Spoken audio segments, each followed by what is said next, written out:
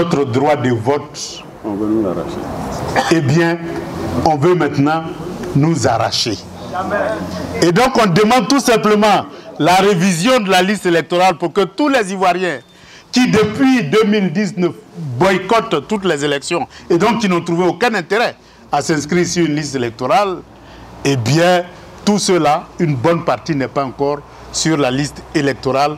On leur a enlevé leur droit de vote. Et Laurent Gbagbo, c'est-à-dire lorsque vous allez en Russie, en Chine, au Brésil, partout, les deux noms qu'on connaît, parce que quand vous dites Ivoirien, pour un Chinois de Shanghai, vraiment, il ne sait pas ce que ça veut dire.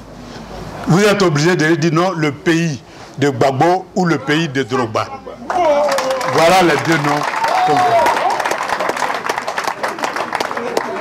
C'est comme quand vous allez en Russie. Vous dites, vous venez de Côte d'Ivoire. Bon, évidemment, dans la capitale, quelques-uns peuvent savoir, après traduction, peuvent savoir ce que c'est que la Côte d'Ivoire. Mais la plupart du temps, il est plus facile de dire, non, je suis un collaborateur de Gbagbo ou un concitoyen de Drogba. Voilà l'identité de la Côte d'Ivoire à travers le monde.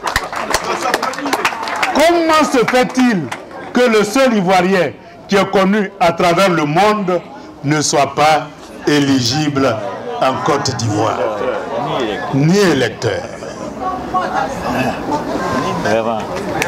Voilà l'absurdité que nous devons résoudre. Alors que des revenants sont sur la liste électorale. Et des centenaires sont sur cette liste électorale. Et Laurent Gbagbo n'est pas sur la liste électorale.